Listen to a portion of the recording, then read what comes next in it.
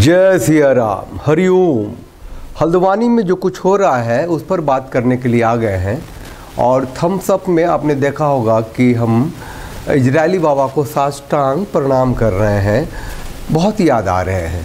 Actually जब नूह मेवात में हुए थे दंगे, उससे पहले दिल्ली में, उससे पहले होता रहा है। तो नूह मेवात में जो दंगे हुए थे तो बहुत गुस्सा आया था और लगा था कि ये क्या हो रहा है, कौन सी सरकार है, कौन सी सत्ता की व्यवस्था है। फिर अभी जो हो गया हल्द्वानी में तो लगा कि भैया कल की अवतार जब होगा अभी ईश्वर एक इजरायली बाबा तो दे दो। इजरायली बाबा का जो सिद्धांत है, जो फिलॉसफी है, वो भारत से लिया हुआ है। मैं उधर गूगल पे ढूंढ रहा था इजरायली बाबा के बारे में, तो हमें पता चला इजरायली बाबा गीता, श्रीमद् भागवत गीता से बहुत प्रभावित है। हाँ, और वो इजरायली बाबा का जो एक बेसिक लाइन है, जो टैग लाइन है जीने का, वो है सठे साठ्यंग समाचरित, है ना। और एक वो जो संस्कृत का मंत्र है वो भी वो कंठस्थ किए हुए हैं इजरायली बाबा। धर्मो रक्षति रक्षिता, अधर्म हिंसा तथैव च। अब भैया यही सब नहीं है। देखिए, हम अब बात करने जा रहे हैं इसके ऊपर, हल्द्वानी के ऊपर कुछ प्रकाश डालेंगे और बहुत टू द पॉइंट फैक्ट बात करेंगे। हमने एक ज्वाइन बटन लिया है। आप चैनल को मजबूती देना चाहें, हिंदू हैं, सनातनी हैं, राष्ट्रवादी हैं, तो ज्वाइन बटन ले सकते हैं। जो कुछ हुआ, ठुका पीटा आम आदमी से लेकर के शांति दूतों ने शांति का संदेश दिया हल्द्वानी में, पुलिस वाले ठुके, बुलडोजर वाले ठुके, थाना को फूंक दिया, दिस किया दैट किया, वो तो किया। अरे भैया ये जो बरेलवी जो है मौलवी तौकीर रजा, उसने कह दिया कि भैया हम ऐसे थोड़े छोड़ेंगे। क्या बोलता है वो जरा सुन लीजिए तो आपको पता चलेगा कि हमें बड़े वो इजरायली बाबा क्यों इतना याद आ रहे हैं। सुनिए तौकीर रजा को। बुलडोजर तुम हमारे घर पे चला दोगे, हम अंधे और बहरे बने बैठे रहेंगे। अब किसी बुलडोजर को बर्दाश्त नहीं किया जाएगा। सुप्रीम कोर्ट अगर संज्ञान नहीं ले रहा है तो हम अपनी हिफाजत खुद करेंगे। हमें कानूनी अधिकार है, अगर हमारे ऊपर कोई हमलावर होता है तो हम उसको जान से मार दें।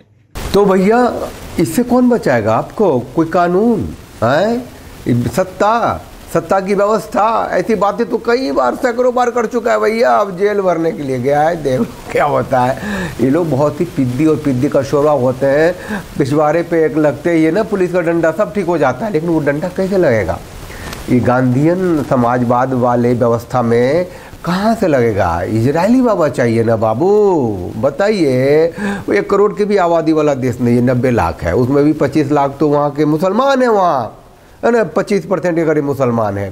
तब वो 180 करोड़ मुसलमानों की आबादी चारों तरफ उसका दुश्मन बना हुआ है, वहाँ बीच में खड़ा है ना, है। तो इजरायली बाबा चाहिए, ठीक है। जरा एक फैक्ट्स बता दूं ये हल्द्वानी के बारे में। मतलब 60-70 के दशक में बरेली, मुरादाबाद, सहारनपुर जिलों से मुसलमान यहाँ शिफ्ट करना शुरू किया।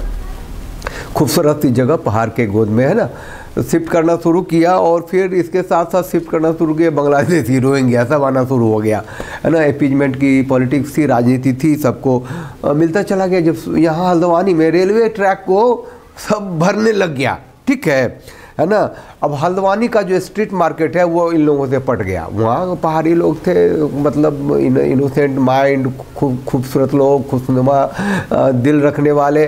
वहाँ इन लोगों ने बाजार हथिया लिए और ढेर सारी मस्जिदें खोल दी चारों तरफ। वो भी जब इधर से अजान, उधर से अजान, इधर से अजान, वो सब इको होने लग गया चारों तरफ। वहाँ का वो न्यू नॉर्मल हो गया। और फिर केस मुकदमा हुआ, तो आप जानते ही हैं। वहाँ जो आबादी पोती चूहे बिल्लियों की तरह पैदा करती चली गई बच्चे। भैया आज की तारीख में जो ये जगह है बिल्ली, वो जो विवादास्पद जगह है, जहाँ की हाई कोर्ट ने कहा इन लोग को उखाड़ के फेंको और सुप्रीम कोर्ट ने कर दिया ठहरो, उस जगह पे 90% मुसलमान है भैया, ठीक है। इलीगल है, गलती बोला गया, इलीगल मुसलमान है 90% रेलवे ट्रैक पर।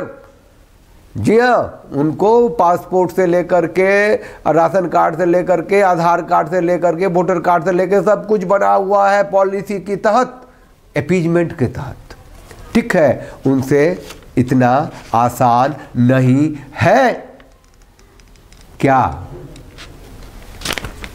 लड़ना, जीतना, जमीनें खाली करना और भारत में जो संवैधानिक व्यवस्था उसके तहत उनको जीने के लिए मजबूर करना ये इतना आसान नहीं है बिना इजरायली बाबा के। ये मैं कह रहा था। आइए जो कुछ घटना घटी है उधर देखते हैं, ठीक है। एक पत्रकार भाई है, वो भी ठुके पीटे हैं, जरा उनकी भी सुन लीजिए।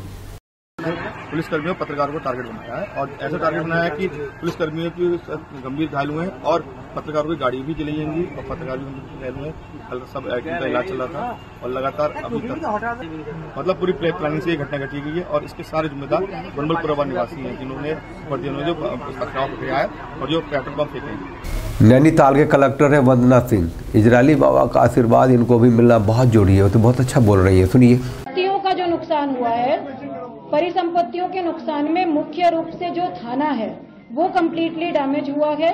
थाने में हालांकि किसी को घुसने नहीं दिया गया, उसको सेव किया गया, लेकिन उसके जो खिड़की दरवाजे हैं, वहाँ जो फर्नीचर है, वहाँ जो अन्य सामान है, इवन पीछे से मॉब के द्वारा हथौड़े और गन से भी उसको तोड़ने की कोशिश करी गई थाने को, तो वो एक नुकसान है। उसके अलावा जितनी भी हमारे व्हीकल थे, एडमिनिस्ट्रेशन की जितनी गाड़ियां थी, वहाँ पर जो नगर निगम की जेसीबीज थी, वहाँ जो हमारे अधिकारी कर्मचारी जिन बाइक्स और व्हीकल्स के माध्यम से वहाँ गए थे उनको जलाया गया है।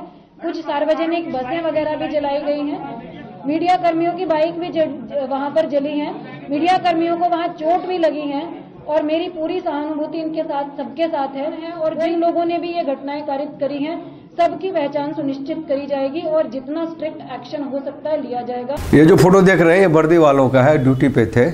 तो शांति दूतों ने पत्थर बरसाए, छोटे मोटे हर साइज के बरसाए ढंग से, अपना मलहम पट्टी करवा रहे हैं। क्या करें और कोई रास्ता है क्या? पुष्कर धामी मुख्यमंत्री है, आप सब जानते हैं, अपील कर रहे हैं सुख शांति का। कर्फ्यू लगा दिया हुआ है और कह रहे हैं कि जो भी दंगाई है वो बख्शे नहीं जाएंगे। इजरायली बाबा का मंत्र अभी इन्होंने पढ़ा नहीं है कहीं। हल्द्वानी के बनभूलपुरा क्षेत्र में न्यायालय के आदेशों के क्रम में प्रशासन की टीम अवैध अतिक्रमण को हटाने गई थी। वहां पर कुछ अराजक तत्वों के द्वारा पुलिस के साथ झड़प हुई है, पुलिस के साथ संघर्ष हुआ है वहां पर, और कुछ पुलिस के लोगों को, प्रशासन के लोगों को चोटें आई हैं। वहां पर अभी तत्काल अन्य कंपनियां पुलिस की और केंद्रीय बलों की भेजी जा रही है। सभी से शांति बनाने का हमने अपील की है। कर्फ्यू लगा दिया गया है और जो भी इसमें दंगाई होंगे, जो भी इस प्रकार का अतिक्रमणकारी होंगे, जिन्होंने आगजनी की है, उनके खिलाफ कठोर कार्रवाई की जाएगी। योगी जी ने शायद इजरायली बाबा वाला मंत्र पढ़ लिया है। नहीं, मंत्र तो भारत का ही है, वो ना, इसको इजरायली बाबा ने अडॉप्ट किया हुआ है। तो अपना जो मंत्र है, सठे साठिंग समाचरेत धर्मो रक्षति रक्षिता धर्मिंसा तथैव च, जैसी चीजें योगी जी ने आराम से पढ़ रखा है और उसका जाप भी करते हैं। सुनिए क्या कहते हैं। 10 से 20 की आबादी जो है, यहाँ पे छुटपुट सांप्रदायिक झड़पें होती हैं, जहाँ पर मुस्लिम आबादी 10 से 20% के बीच में है। 20 से 35% की आबादी जहां भीषण दंगे होते हैं और 35 से ऊपर की आबादी जहां गैर मुस्लिम के लिए कोई जगह नहीं। ये केवल भारत की बात नहीं कर रहा हूं, पूरी दुनिया की मैं बात कर रहा हूं। आगे कहते हैं कोई भी दंगा हिंदू कभी नहीं करता है। इस देश के अंदर एक भी दंगा हिंदुओं की ओर से नहीं हुआ है। हल्द्वानी में 32% मुसलमानों की आबादी हो चुकी है। इजरायली बाबा ही काम आवे वहाँ। ये जो बुलडोजर गया था ना इलीगल कंस्ट्रक्शन को तोड़ने के लिए, हाई कोर्ट के जजमेंट के बाद वो निर्णय आया था, तो तोड़ना था ही सरकार को, तो कोर्ट के फैसले की तामील करनी पड़ती है। तो पुलिस गया था, साथ में टीम गई थी, सबको पता था शांति दूतों का इलाका है, तो हेलमेट सेलमेट सब लेके गए थे लोग। तो जो एक है उसमें से पुलिस भैया, बहुतों की टांगें टूटी, पसलियाँ टूटी और हॉस्पिटल में है। अभी मीडिया वाले से बात कर रहे हैं, जरा सुन लीजिए। कैसे हुआ ये?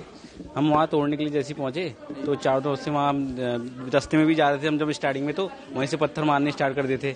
बड़ी मुश्किल से फोड़ हमने रोक राख के आगे तक पहुंचे, वहाँ पे जहाँ पे मेन पॉइंट था, यहाँ पे तोड़ना था। तो वहाँ पे पहुंचे तो सब लोग किनारे पे, कोई इस गली से आ रहा है, कोई उस गली से पत्थर मार रहा है। बड़ी मुश्किल से एक गली में रोक रहे थे तो कोई पीछे साइड से आ रहा था। चारों तरफ से हमें घेर लिया। वहाँ टारगेट कौन था? टारगेट हम ही लोग थे, हम ही लोगों पे पत्थर मारे गए। और टारगेट कौन होगा भाई? है ये भी कहने की बात है। एक तो काफिर, दूसरा वर्दी में और तीसरा बुलडोजर तो टारगेट तो हो गए ही ना। तो कुछ जवान हमारे घायल भी हुए बस। हाँ, ये जो अभी ये साथ के जो अभी जिनके पसली टूटी हुई है, तो गाड़ियाँ जो गाड़ियों में जो निकले हैं उनके गाड़ियाँ तोड़ के उनके उसके अंदर पत्थर मारे गए। यहाँ भाटे टूटे हैं बहुत लोगों के, गाड़ियाँ भी जलाई, गाड़ियाँ जला दी हैं बिल्कुल। और क्या कहते हैं, एक पेट्रोलिंग की कार वो गाड़ी जला रखी है, और एक ट्रैक्टर जला रखा है, जो नगर निगम का ट्रैक्टर जला रखा है, और बहुत सारी गाड़ियां जलाएगी, बाइकें जाएगी रास्ते में। और अभी जब मैं लास्ट में निकल रहे थे हम वहां से, तो जो लास्ट में जो लोग पीछे कर रहे थे ना, उन लोगों ने कट्टे भी निकाल रखे थे, वो गोलियां भी मार रहे थे वहां से। शांति दूतों ने जम के ठुकाई की, पिटाई की, पत्थरबाजी की, और कट्टे फट्टे भी थे, बंदूकें उंदूकें भी थी भैया, धाई भी किया। एक छोटा सा बच्चा अजय को गोली लग गई उसी भीड़ भाड़ में। गोली कैसे लगी भाई? वो लोग पत्थर बरसा रहे थे, आगजनी कर रहे थे, पेट्रोल पंप चला रहे थे। नहीं भैया, बंदूकें भी थी उसके पास, अभी तो गोली लगी, देखिए ना। ये हल्द्वानी के अस्पताल में भर्ती अजय की मम्मी है। बता दूं कि अजय वही लड़का है जो जिम से आ रहा था, और उसको बीच रास्ते में ही दंगाइयों ने गोली मार दी। चैनल को लाइक कीजिए, शेयर कीजिए, सब्सक्राइब कीजिए, उस बेल आइकन को प्रेस कर दीजिए जिससे आपको नोटिफिकेशन मिलता रहेगा। अगर ज्वाइन बटन ले लिया है तो आप मान के चलिए आप चैनल को मजबूत कर रहे हैं। और अपनी प्रतिक्रिया मोटे अक्षरों में लिखिए। जय सिया राम, हरिओम।